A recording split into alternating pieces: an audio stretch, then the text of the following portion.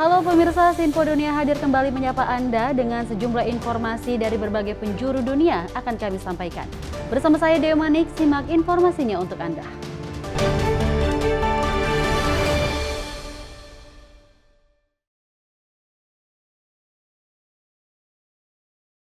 Kita awali informasi, Presiden terpilih Amerika Serikat Donald Trump merencanakan deportasi besar-besaran terhadap imigran tanpa status hukum yang menuai berbagai reaksi dari WNI dan diaspora Indonesia di Amerika Serikat.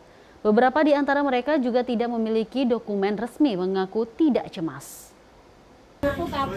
Lady Insih, bukan nama sebenarnya, adalah warga Indonesia yang telah menetap di Florida, Amerika Serikat selama 23 tahun tanpa status hukum tetap. Di tengah wacana deportasi massal imigran tak berdokumen oleh Presiden terpilih Donald Trump, ia bisa ikut terjaring. Tapi menurut Insih, ini bukan ancaman kali pertamanya. Berapa tahun yang lalu juga semua harus sweeping di jalanan, di mana-mana atau ke restoran-restoran itu saya udah ngalamin. Menurut Pew Research Center, ada sekitar 11 juta pendatang tanpa izin tinggal seperti Insih di Amerika. Saat ini bekerja sebagai juru masak di Florida, Insih mengaku pindah ke Amerika untuk mengubah nasib. Aku tuh udah nggak takut lagi karena udah terlalu lama di sini. Dan mungkin aku pun sudah siap untuk pulang. Karena memang tujuanku ke sini hanya untuk mencari kehidupan yang baik. Itu aja. Sebagian imigran tak bersurat berhasil mendapatkan legalitas meski memakan waktu yang panjang. Salah satunya adalah Maureen yang tiba di AS pasca lakoni profesinya di kapal pesiar. Perjuangan Maureen dapatkan legalitas di Amerika memakan waktu lebih dari 1 dekade. Amerika is the dreamland ya. Terus selagi kita berbuat baik, kita nggak ganggu orang, kayaknya mereka welcome deh. And you have to pay tax. Emmanuel Syukur, WNI yang bekerja sebagai juru masak di Florida, memiliki izin tinggal di Amerika. Meski tak khawatir dideportasi, ia akui cemas akan kemungkinan stigmatisasi imigran secara umum di Amerika. Akan memandang kita sebagai pendatang itu pertama pasti ada judging dari mereka dulu, tetapi tidak semua mereka seperti itu karena Amerika ini sangat membutuhkan imigran.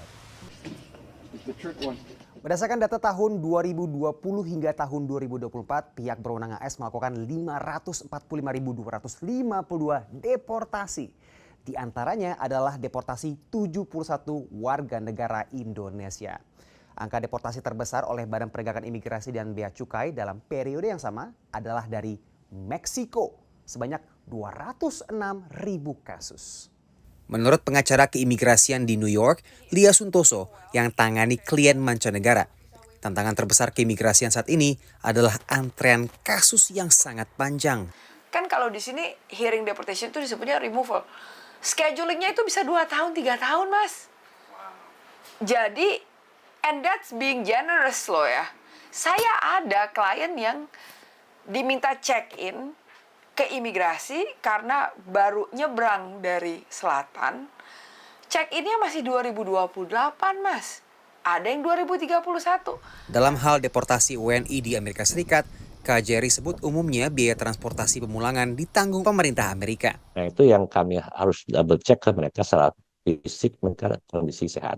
Ya, pertama yang kita di aspek perlindungan WNI-nya. Kedua, perlakuan di rumah tahanan itu sendiri tentunya baik atau tidak. Itu yang harus kami pastikan itu. Dari Florida dan New York, tim VOA. Pemirsa, tim ilmuwan Kenya mempelajari ulat dari Afrika Barat yang diketahui mampu mengonsumsi dan juga mengurai plastik. Pakar menyebut bahwa enzim yang dihasilkan oleh ulat tersebut ini dapat menjadi solusi untuk limbah plastik, meski sejumlah aktivis lingkungan skeptis terhadap temuan tersebut. Evelyn Wambui dan ilmuwan lainnya sibuk melakukan penelitian di laboratorium di Pusat Fisiologi dan Ekologi Serangga Internasional atau ICP di Nairobi. Menurutnya mereka sedang mempelajari sejenis ulat yang bisa memakan dan mengurai plastik. This insect is going to be of help because we've identified first it can consume the plastic, especially the styrofoam. And 2, it has a group of bacteria that is helping in the plastic degradation process. Evelyn dan rekan ilmuwan Chrysanthus Mbitangga termasuk di antara 4 pakar ICP yang ikut menulis laporan di jurnal Nature September lalu. The advantage with this insect is that it is native to Kenya and in Africa in general, compared to the other mealworm that has been described in other parts of the world, like the yellow mealworm. And so this makes us to have a home-based solution, and an insect that has adapted to our climatic environment has been able to survive and strive within the environment. Menurut program lingkungan PBB, polusi plastik adalah salah satu tantangan lingkungan terbesar yang dihadapi dunia. Ada lebih dari 400 juta ton plastik yang diproduksi setiap tahun, namun kurang dari 10% yang didaur ulang. Para ilmuwan di ICP sedang mempelajari cara mengumpulkan bakteri yang hidup dalam usus cacing dan mencari tahu apakah bakteri itu bisa digunakan untuk mengelola sampah plastik. Those bacteria can be harnessed from the insect, and then we do a scale up of, produce millions and millions of these bacteria that can be used to degrade the polystyrene waste. Namun sejumlah aktivis lingkungan tidak yakin temuan ini akan menyelesaikan masalah sampah plastik. We've only found insects that only degrade a certain type of plastics, polystyrene, PET, and we have a lot of forms of plastics. So what of the other forms of plastics? And also, once these insects have eaten these plastics, what is the byproduct? We are not saying that it's a silver bullet, but what we are saying is that it could be an integrated approach in plastic management. If you can bring down plastic degradation by 30 to 50%, that would be a very huge impact in terms of waste management in the continent. Menurut Gerans, cara terbaik mengatasi masalah plastik adalah dengan mengurangi produksinya. So you have a lot of problematic and unnecessary plastics like the sachets, the PET bottles, which we really do not need, which is like straws and the rest. We need to cut the production of those ones. Gerans mengatakan Kenya adalah salah satu dari 34 negara yang telah melarang penggunaan kantong plastik sekali pakai di Afrika. Sementara benua ini masih terus bergulat dengan masalah polusi plastik. Dari Washington DC, saya Helmi Yohanes dan tim VOA. Sementara itu, pemirsa, Kongres Amerika Serikat mensertifikasi kemenangan Presiden terpilih Donald Trump dalam pemilu 2024. Salah satu proses transisi kekuasaan ini berjalan lancar, meski polarisasi antara kedua partai besar di Amerika Serikat ini terus terasa. 4 tahun setelah proses sertifikasi yang paling bergejolak di Amerika Serikat pada 6 Januari 2021, di mana pendukung Presiden Donald Trump saat itu menyerang masuk gedung Capitol. Kali ini, proses sertifikasi berjalan mulus. Pimpinan mayoritas Senat yang kali ini dikuasai Partai Republik membanggakan kemenangan partainya. Republicans improved our margins in nearly 90% of counties in the United States and grew support with nearly every demographic group. The Republican coalition is broad and strong and growing. Now the work begins of delivering on our agenda. And Mr. President, Republicans are ready to go. Meski kalah dari Presiden terpilih Donald Trump, Wakil Presiden AS Kamala Harris memenuhi tanggung jawab konstitusionalnya dengan memimpin proses sertifikasi. Dalam pernyataan sebelumnya, Wapres Harris menekankan pentingnya proses transisi secara damai. This duty is a sacred obligation, one I will uphold, guided by love of country, loyalty to our Constitution, and my unwavering faith in the American people. Dalam sejarah AS, hanya ada 2 wakil presiden yang memimpin penghitungan suara setelah mereka kalah dalam pemilu. Richard Nixon pada 1961 dan Al Gore pada 2001.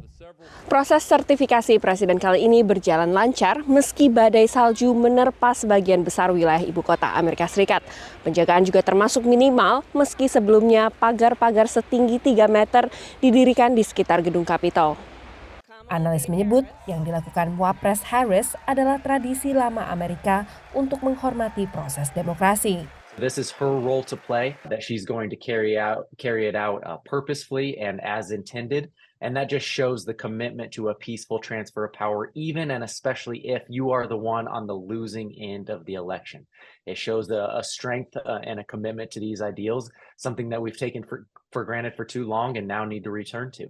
Tapi Partai Demokrat mengingatkan untuk tidak melupakan insiden 6 Januari begitu saja. Far too many individuals have tried to rewrite the history of January 6th, have tried to sweep the truth under the rug, and pretend like the day was perfectly fine or even a moment of great patriotism. That is a lie, plain and simple.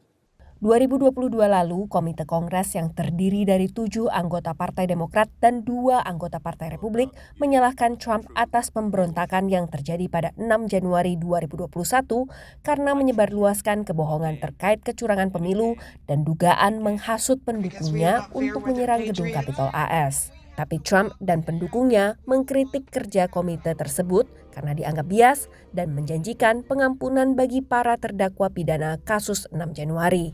Trump akan dilantik untuk masa jabatan keduanya pada tanggal 20 Januari mendatang. Dari Washington DC, Virginia Gunawan dan tim VOA. Kita lanjut informasi berikut ini, pemirsa. Presiden terpilih Donald Trump ini berjanji untuk membalikan kebijakan mitigasi perubahan iklim yang diterbitkan pemerintahan Joe Biden. Donald Trump juga menyampaikan akan mengembangkan ekonomi Amerika Serikat dengan mengebor lebih banyak minyak. Donald Trump berkampanye untuk mendorong produksi bahan bakar fosil AS. We will quickly become energy independent and we will frack and drill baby drill. We're going to drill baby drill and frack.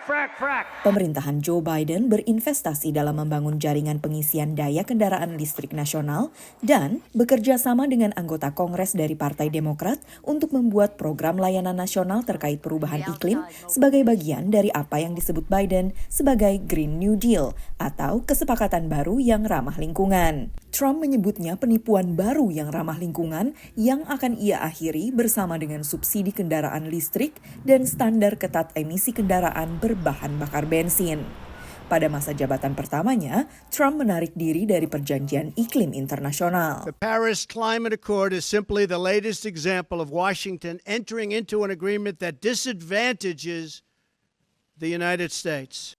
Pendukung Trump di Kongres AS mengatakan komitmennya terhadap minyak dan gas alam dalam masa jabatan keduanya mulai 20 Januari mendatang memposisikan produsen AS untuk memanfaatkan peningkatan permintaan energi global tanpa dibatasi oleh perjanjian terkait perubahan iklim.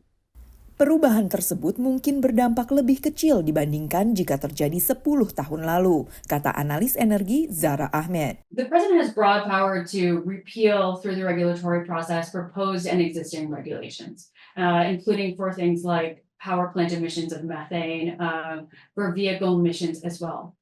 However, at the same time, consumers can choose to purchase a low emissions vehicle.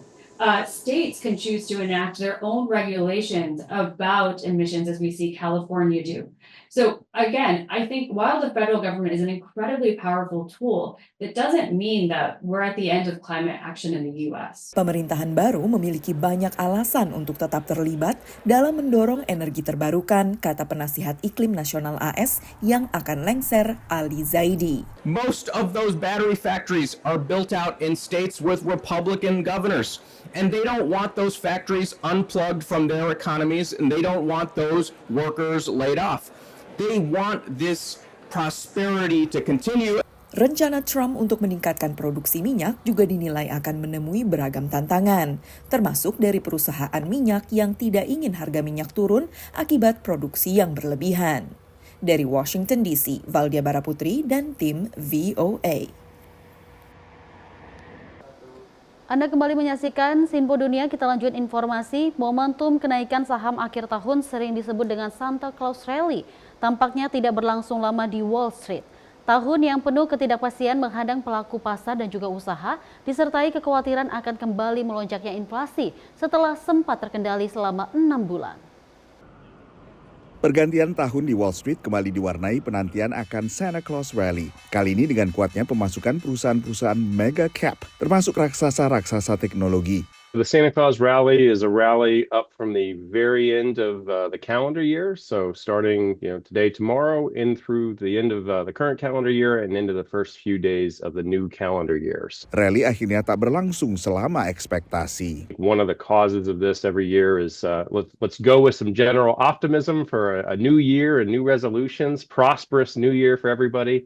At the same time, there's probably a little bit of window dressing happening on the ends of the calendar year where people are positioning their portfolios to own a little bit more of some things, a little bit less of others. Tapi di luar optimisme pelaku pasar, ada kecemasan memasuki tahun baru dengan kebijakan baru di bawah pemerintahan baru Amerika Serikat nanti. Banyak pelaku pasar dan pelaku usaha kini mengkhawatirkan kembali meningkatnya laju inflasi memasuki 2025. Dan ini tak hanya terkait dengan ancaman tarif dari pemerintahan baru. Banyak faktor terpisah lainnya. Di antaranya perebakan flu burung yang bisa meningkatkan harga berbagai komoditas pangan. Lalu juga instabilitas di luar negeri yang kembali bisa menaikkan harga komoditas lainnya. Syria just fell apart after 54 years in a week. What does that mean for the Middle East? What does that mean for Iran? What does it mean for the effect on the energy industry? Kekhawatiran soal inflasi menguat setelah Bank Sentral AS dalam pertemuan terakhirnya pertengahan Desember merevisi proyeksi penurunan suku bunga selama 2025 dari 4 kali ke hanya 2 kali.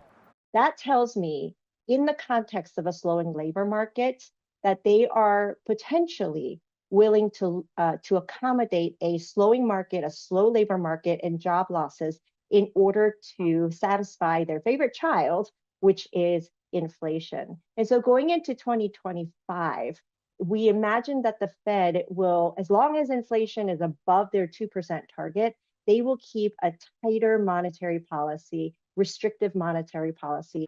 Iklim usaha dengan suku bunga tinggi dikhawatirkan bakal lebih memukul UKM maupun konsumen.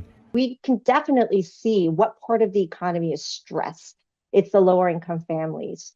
In terms of companies and businesses, certainly large cap is going to be okay. They have strong balance sheets. Their sizes can withstand a lot of the slowdown. Small companies cannot. Pengamat mengkhawatirkan meningkatnya gagal bayar utang baik oleh perorangan maupun perusahaan, terutama UKM. Dari Washington DC, Nova Purwadi dan tim VOA. Sementara itu pemirsa, memasuki tahun 2025, virus flu burung H5N1 kembali menjadi sorotan bagi pejabat kesehatan Amerika Serikat setelah ditemukan kasus pada manusia dengan gejala serius serta penyebaran virus yang meluas ke kucing dan juga anjing. Sebelumnya sepanjang tahun 2024 flu burung merebak di beberapa wilayah Amerika Serikat yang menjangkiti sapi perah dan juga bahkan manusia. Dari burung liar ke unggas ternak hingga ke sapi perah, lalu ke manusia pekerja peternakan. Penularan virus flu burung antar spesies seperti ini telah relatif lazim di Amerika Serikat. Tapi belakangan ahli medis mencermati adanya penularan flu burung ke binatang peliharaan. We do have many reports of cats particularly. There have been some reports of dogs also, but cats particularly acquiring bird flu, predominantly from raw food sources. So this goes with raw milk as well as raw meat. So I'm going to say raw proteins. Produsen makanan kucing Northwest Naturals di negara bagian Oregon akhirnya menarik produknya dari pasaran, terutama saat ketahuan bahwa produk berbahan daging kalkun ini positif virus flu burung. Pemilik kucing kini diminta lebih waspada. If we have an indoor-outdoor cat, the most likely exposure to our cat to this virus is going to be through wild animals. It's going to be through birds predominantly. The easiest thing is if you have an inside pet, keeping them inside. If you have a pet who you do want to take outside, and cats are not always happy with this, but if you train them early, you can actually put a harness on them and a lead so that you can keep a close eye on them. In other words, not letting them wander freely in the outdoors because you don't know what they're getting into. Negara bagian California yang seperti Oregon juga berada di pantai barat Amerika akhirnya menyatakan keadaan darurat flu burung. Negara bagian ini adalah salah satu pusat peternakan Amerika dan produsen susu terbesar. If you are just a person that is not going to farms, not working on a farm, not ever going to the woods, you probably have a very, very low risk of ever seeing this virus. If you are a farm worker, then definitely increased biosecurity and enhanced PPE, or so personal protective equipment. If you're hunting ducks and when you're processing them, you don't want to eat any raw meat products. Wash your hands. Bagi manusia, virus flu burung biasanya memunculkan gejala-gejala flu ringan. Meski negara bagian Louisiana akhirnya melaporkan kasus flu burung pertama terhadap manusia yang gejalanya parah. Selama 2024 kemarin, pejabat kesehatan di Amerika Serikat telah mengonfirmasi 66 kasus flu burung pada manusia. Tidak satu pun kasus ini adalah penularan antar manusia, tapi ahli medis terus memantau kemungkinan terjadinya mutasi dalam virus flu burung, termasuk untuk kasus dengan gejala parah di Louisiana. Dari Washington DC, saya Nova Purwadi dan tim VOA. Kita lanjut informasi berikut ini pemirsa. Sebagai upaya menginspirasi penerbangan masa depan, kru pilot perempuan pertama di Malawi ini mengadakan pameran dirgantara bersama Angkatan Udara Malawi. Acara ini dihadiri sekitar 1.000 anak kurang mampu yang dapat melihat pesawat secara langsung. Ini mungkin terlihat seperti hari biasa di pangkalan udara di ibu kota Malawi, Lilongwe. Tapi bagi ratusan anak yang berkumpul di sini, ini hari yang penuh kegembiraan. Bagi banyak orang, ini adalah pertama kalinya mereka melihat pesawat terbang dari dekat dan masuk ke kokpit. Bagi sebagian lain, ini mungkin menjadi langkah pertama mereka untuk berkarir di dunia penerbangan. It has been my dream to become a pilot, and I really am excited to learn more. I want to be a pilot engineer when I grow up. Awak pesawat perempuan pertama di Malawi, Kapten Yolanda Kaunda dan First Officer Lusikelo Meonavombo bekerja untuk Malawi Airlines. Asosiasi penerbangan Phantom milik keduanya menyelenggarakan pameran dirgantara ini bermitra dengan Angkatan Udara Malawi. Menurut Lusikelo, tujuannya adalah untuk menunjukkan pesawat terbang kepada anak-anak di pedesaan Malawi yang terkadang berlindung saat pesawat terbang di atas kepala mereka karena kurangnya pengetahuan.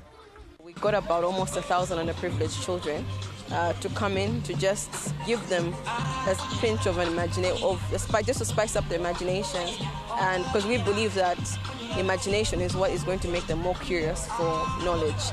So we believe in the children, we believe in the dreams, because we also believe in our dreams in the first place. So we want to encourage as many dreams as possible, and we're not stopping here. Tema ajang ini adalah Dreams Take Flight, dan pameran ini menghidupkan kembali gairah pada penerbangan, bahkan bagi pengunjung berusia lanjut seperti Rosalind Hamis. It's also my first time to come to a place like this, and I've been inspired. And if I had a chance to have, been exposed to this type of lifestyle before, I would have chosen to become a pilot. So it's so nice for me too. Penyelenggara pameran mengizinkan pengunjung untuk masuk ke dalam helikopter, pesawat jet, dan pesawat latih. Puma Energy Malawi menjadi sponsor utama dan menyediakan bahan bakar bagi semua pesawat yang melakukan manuver-manuver terampil dan berani. Menurut otoritas pariwisata, industri penerbangan Malawi tidak menarik bagi kaum muda, sebagian karena skalanya yang kecil. We don't have a lot of airlines coming into Malawi, we don't have a lot of airlines even domestically moving within the country and all of that. And then the issue of infrastructure where we have, our airports. We have been talking about Mzuzu Airport, we have been talking about Chileka Airport. Namun menurut Vera, pemerintah Malawi sedang menyusun kebijakan yang akan bisa menarik lebih banyak investasi sektor swasta di bidang industri penerbangan Malawi. Dari Washington DC, saya Helmi Yohanes dan tim VOA. Dan pemirsa, demikian informasi Sinfo Dunia kali ini. Saya Dewi Manik dan mewakili seluruh kru yang bertugas pamit. Terima kasih atas kebersamaan Anda. Sampai jumpa.